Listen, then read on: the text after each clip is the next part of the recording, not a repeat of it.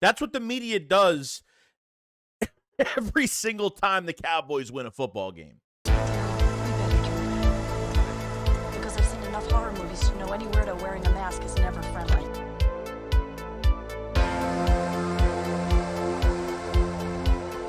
I'm sorry, but things have to be said here, okay? Things got to be said when it comes down to this team, and you know, it's just crazy how much the media, okay, what the media does, what they say, and you know, I want to go through all the NFC East games. I want to go through the games. I want to go through the number one seed and what teams are threatening that position for the Philadelphia Eagles. The Philadelphia Eagles being 8-1 right now, and obviously going to be coming off that bye this week to face the Kansas City Chiefs.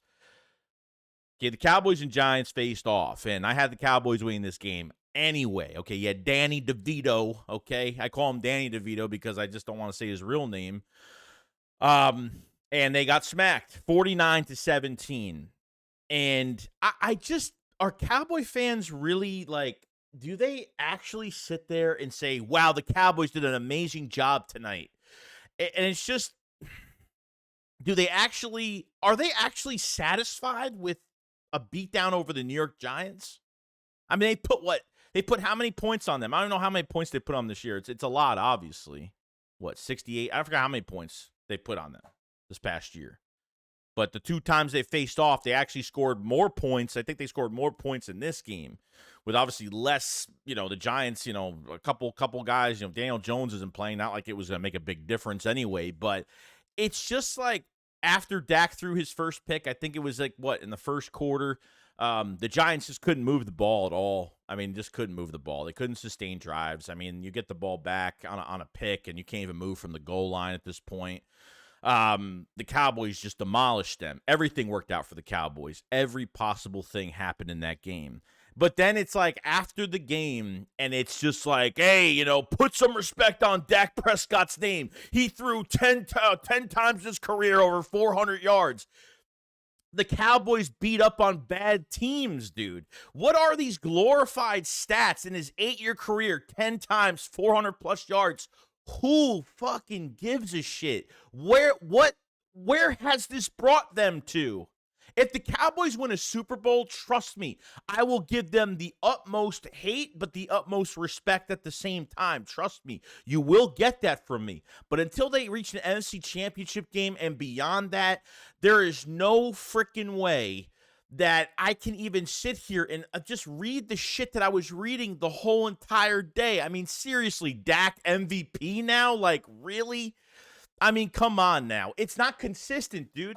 When the Philadelphia Eagles, well, not even the Eagles in general, but, okay, when the Cowboys hit adversity in a game, when they hit any type of little string of adversity, they fall apart. It's either they beat up on bad teams or they don't win against good teams at all. Okay, that's all they do, literally. Why didn't they score 50 points against us last week if they were that good? Oh, because of the referees. I forgot. Let's not blame any player on our team. Let's not blame any coach. Let's blame everything, all the outside noise, because every Cowboys fan is a bunch of little fucking babies. Every single one of them that can't be humble, that can't tell the truth. It's a good win. A win is a win at the end of the day, but are you actually satisfied beating up on the New York Giants, the cupcake team? And guess what? They're going to have another cupcake team next week against the Panthers. Whoa. Remember when Cowboy fans were saying, oh, the Eagles got to the Super Bowl because of a cupcake schedule? Well, Dak can enjoy these 2 easy games. The Cowboys can enjoy these 2 easy games. And then we face the Cowboys in their house. And I want to sweep. And I think we can actually do it, to be honest with you. Whether they win, lose, whatever the case may be. It's just like, they are a pat stat team. That's all it is. Too many quarterbacks do this. Kirk Cousins has fantastic stats, especially this year, in a lot of games this year, and then don't result in wins, because that's the difference between the Vikings and the Cowboys, because I think with the Vikings, Kirk Cousins will have these epic stats, but then when it comes to the will result in a lot of losses, or some losses and wins, just depending on what the game is. But the padded stats, it's like everybody's like, oh my God, Dak Prescott, he had such a great game. Jesus, like, oh God, like like like they are creaming themselves over this shit like every 2 seconds after they win a game against a bad team like this. You know what I mean? It's just, I just don't get it. I don't get it. There's nobody humble enough to say that they haven't really, because down the stretch for the Cowboys, they got to face Miami. They have to face the Bills. I want to see what they look like against those teams, to be honest with you. I want to see, okay? After we were told we weren't going to beat Miami, we're going to beat, beat teams like this, or even beat them in general. Where is there to show for this the past 8 years? Who cares about statistics? It doesn't matter. If you want to bring up statistics, okay, dead last Dak Prescott is when he's trailing in games. When he's trailing in games, okay, completion percentage goes down. He's the dead last quarterback in the league because every time that team faces adversity, they can't get themselves out of the hole they dig themselves in at all. 9 points against the Niners. It's a joke. This team is an absolute joke. When it's the NFC East, it's a battle, it's crazy, and it's a very entertaining game between all these NFC East opponents, besides what the Giants have been doing this year. Okay? But winning in style, 40 plus 50 points, it means nothing. It means nothing. But every time the Eagles win a game, it's, the Eagles barely win, but still win. The Eagles are barely winning this game or barely. The Cowboys scored more points against that team than the Eagles scored against that team. It's the most dumbest shit I've ever seen in my life. The Eagles are going to make it further than the Cowboys this year. That I definitely 100% know, and I stamp that. And if I'm wrong, then I'll be completely shocked. Okay? Let them get through these next 2 games, or at least this next game against Carolina, and then we have our rematch once again. Because I don't get why no one even talks about Dak winning against a really bad team. One of the worst teams in football. The worst team in football that has the 2nd overall pick in the draft next year as of right now. Because the Cardinals won their game. They just won their first game with Kyler Murray. So it's just 10 games, 400 plus yards, 10 games in his career, 400 plus yards. It's like, okay, so what? so what? No one talks every time Jalen Hurts, just like Patrick Mahomes wins games and they, loses games and he's playing horrible and they sweep it under the rug. Every time Jalen Hurts barely beats a team, it's, Jalen Hurts is not really talked about that much. And that's perfectly fine because Jalen Hurts beat the Cowboys on one knee. One knee he beat them on. One knee. Remember when they were making jokes about, Patrick Mahomes beating us with one leg? Well, Jalen Hurts just beat you with one knee. Okay, so we'll just keep it. We'll just keep it at 100. Okay, with all that. But the ass kissing is crazy. It's nuts and Dak has had a monster day. I mean, it's just, and he had a good game. Yes. As for a football game, he had a great game. Does it point to what they're going to do for the rest of this year? No. It doesn't. The 2 games they had against the Giants, the Cowboys have destroyed them. Destroyed that franchise. Shut them down, shut them out, and shut them down. No doubt. Respect goes to that for winning 2 NFC East matchups that really do help the Cowboys. And obviously their division. Obviously the division that we're in right now. Okay? You need those division wins at the end of the day to really do anything. All right? So I watched the game. I watched until maybe the 3rd quarter after I think when the Cowboys were going to score the 3rd time, I was pretty much done watching at that point. I was like, yeah, they're going to destroy them.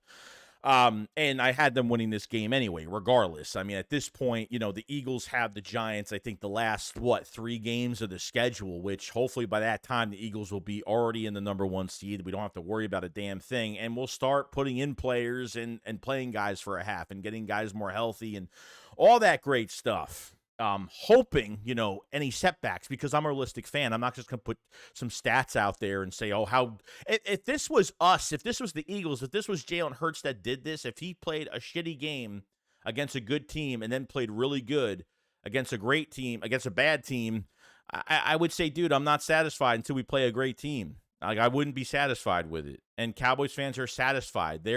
This is enough for them to start to salivate on, oh, now we're ready. We're coming back. We're ready to face the Eagles for the second time and get our revenge. And, oh, can't beat us in our house. Statistics. It's always about statistics with the Dallas Cowboys because they haven't been relevant, because there's nothing else for them to grab on but 5 championships. There's nothing else. There is nothing else for them to grab onto. They haven't been relevant the past 25 years. They haven't been successful. They haven't been in NFC championship games. They haven't done absolutely nothing. The only thing that they have is their padded stats, and giving this quarterback literally any type of perks and promises of these padded stats and these compliments that he is getting every single week. That's all they have to make themselves, Brandon Cooks, the tight ends, everything where Tony Pollard could run again. Oh, my God. Like, you should have seen it, dude. This is a bad defense. This is a bad team. Of course, everything worked. Oh, Tony Pollard now has his vision. I know a lot of Cowboys fans didn't like Tony Pollard, haven't thought Tony Pollard was playing well this year from last year. And because of this game, they'll, like, hype every guy up in that offense. Everybody. CeeDee Lamb is a good receiver. I expect him to have more yards than everybody. Brandon Cooks finally got involved. Actually had a fantastic game. Against what secondary? Against, trust me, I should be the last one talking about bad secondaries, that the Cowboys couldn't beat this bad secondary, no doubt. But at the end of the day, the one thing I'd say about the Cowboys is that their red zone offense sucks. It's horrible. 49 points, I don't even care. I mean, literally, that the Giants' defense was getting tired out the whole game. When an offense can't sustain, forget about it. So the Cowboys literally still have issues in the red zone. But I had to talk about this because it's just like, I can't wait to talk about this on live stream tomorrow and talk about some things regarding this game and like how hyped up like they're making Dak out to be all over again. You know, there's always an excuse for everything. Don't blame anything else, but, don't blame the players. Don't blame the coaches. Blame everything else outside of the fact, and that's just the way it's been. You know what I mean? So it is what it is. That's what they are. That's who they are, and, that's just what it is. So that's all I got to say about that game. It was a good win for the Cowboys because they, obviously it helps their record, and especially within the NFC East and all that great stuff. It's just the shit I was reading was just so laughable. And I know I had to be a little animated because of it, because I have to be animated because it's just the funniest shit ever. That's what the Cowboys are, man. They'll get hyped up over these next 2 wins that they get. They'll be so hyped. And yet they're going to overlook everything else and not pay attention to losing to the Cardinals, not pay attention to not beating San Francisco when it really mattered. And Micah Parsons' pussy-ass podcast complaining every single day like a fucking woman every single week and trying to make him seem like he's making sense. You're in season working for an organization making millions of dollars, and you act like a little fucking kid every single week. And it's just crazy. It's crazy. But speaking of, obviously, the rest of the number 1 seed in general, okay, 49ers beat the Jags 34-3. My God, I mean, the Jags just couldn't sustain on offense at all. I mean, Trevor Lawrence looks horrible. I'm sorry, but sometimes when he's good at it, like I think Trevor Lawrence's like awareness is like one of the worst in the league, because I swear to God, he can't hear anybody that's running on the opposite side of him, that's coming after him on the opposite side, his blind side or whatnot. There are times where he escaped out of the pocket, he was moving around, he was doing good, but then like he would get tackled to the ground, or while he's getting tackled, he's throwing these fast, quick darts to these receivers that don't even know what's coming. It gets deflected, results in interceptions. The 49ers have obviously, they have Deebo Samuel back from the hairline fracture. They're getting healthy again, so now they're getting hyped up again. I don't think the Jaguars' offense is that good. I think they have great weapons, but I think when you get pressure on Trevor Lawrence and you can really get after it, I think the Eagles really match up well on the 49ers, whether they have Chase Young or not. I'm not afraid of Nick Bosa. I'm not afraid of Javon Hargrave. I know this team could run on them. I'm not even worried about it. It should be a fantastic game in Philadelphia. Can't wait for that matchup. But now actually, now 6-3, they've lost 3 games this year. They lost 3 straight with the injuries they had, and their left tackle being out, finally back for this game against the Jags as well. So I thought the 49ers, they played a good game, but the Jags defense was fine. It's just when your offense is getting 3 and out, interception, when you're throwing picks and you're just throwing inaccurately and you can't sustain, your defense is going to get tired, and that's what happened. And the 49ers just took advantage of it. And ended up getting the win at the end of the day. So, not a viable threat right now. I mean, obviously with them losing 3 games have really helped us out a lot for the first seed. But like I said, the Eagles still have games to play and things could change over time. But this was actually on the shakedown the other night, and I want to keep attention to it with the Lions now. Detroit Lions are definitely the biggest threat right now, beating the Chargers 41-38. Okay, I didn't watch the game at all, so I can't really tell you what happened, but I'm just saying this right now, like really looking at the Lions schedule going down the line, they still got to play the Bears, horrible, Green Bay's horrible, Saints horrible, Bears horrible, Denver horrible. The Vikings are starting to play a little bit better with Josh Dobbs finally settling in with that offense, and they're getting some wins now. They're starting to clock in some wins now, which is great. Justin Jefferson hasn't even played yet, and they won 4 or 5 games without him, which is pretty damn good. So at the end of the day, the Vikings could beat them 2 times at the end of the year, which could help the Eagles. And the Cowboys might actually help us as well because they still have to face the Cowboys too. So that could be a game where the Cowboys could help the Eagles in a lot of ways, depending on really when it comes to the first seed and, when the Eagles could clinch and, the Lions definitely need to get some losses. They have a lot of pretty easy teams. I think their, Lions are a lot tougher than we think. They've had a very, a change up year this year. It's a team that hasn't been successful in a long time. So I think, very important. This team is probably the number 1 team I've been thinking about all week. Obviously, the Saints are important too because of with the Philadelphia Eagles having the Saints second round pick. So, them losing more gives us a higher second round pick, which is great. Can't complain about it whatsoever. So, Lions are definitely on the radar for the Eagles. At least for us fans, should be looking at them every week to make sure that they got to start losing some games here because they're playing very well right now. And the rest of their schedule is pretty good until they hit that Vikings game, unless they overlook a team or 2 and get some losses. So we'll see how that goes. The Commanders are done. I mean, it's a done deal with the season. Right before it was going to hit overtime, I thought this game was definitely hitting overtime. It was tied 26-26. The game-winning field goal by the Seahawks gets them the win. Commanders are 4-6 for the season, and yeah, it's pretty much done. There's really not much else to talk about it. I kind of want to go over this for a couple, like a minute, not even. Commanders have a good team going forward. Okay, let's not lie here that Sam Howell I think is their guy. I mean, he's got a hell of an arm. This was a nice adversity type year for him, and obviously getting rid of Montez Sweat and Chase Young had really helped their chances.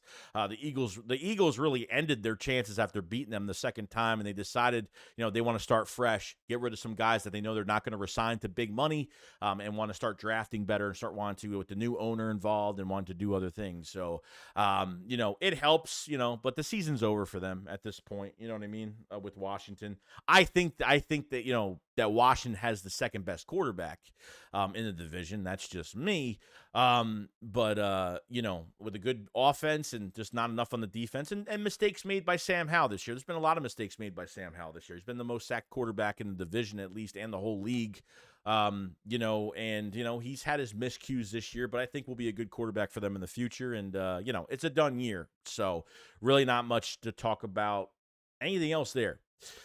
But other than that, it's pretty much it. I mean, we talked about the NFC East in general, the Cowboys, how much people are, just I don't know what to take out of it. I have to laugh about it now because it's just to a point where I just say to myself, how can anybody be satisfied with if I was facing a good team and losing and then facing a bad team and dominating? It's just there's something wrong there. There's obviously something wrong.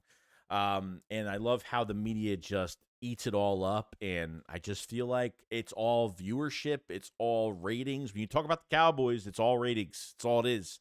It's all that people are going to talk about the whole entire week. Cowboy fans are going to come back out with the next week against the Panthers. They're going to probably win that game, and then it's going to be Eagles and Cowboys again, in Dallas. The Dallas Cowboys haven't been beaten at home all year.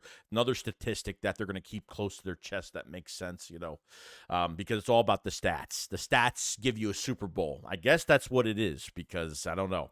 And how you win is how you win at the end of the day. And it shows on your specific stat sheet. The only stat sheet they're not showing you is what teams they've lost and what good teams they've lost and what bad teams they've won against. And that's just the truth. So I love it. I love pissing people off, and it's fine because that's just not what I do. But if I got to do it, I got to do it. Call me delusional Eagles fan, but I don't care. And that's pretty much it. You guys enjoy the rest of your day, and I'll see you guys on the next one. Shakes, what up, File Slide? Peace out, guys. Peace.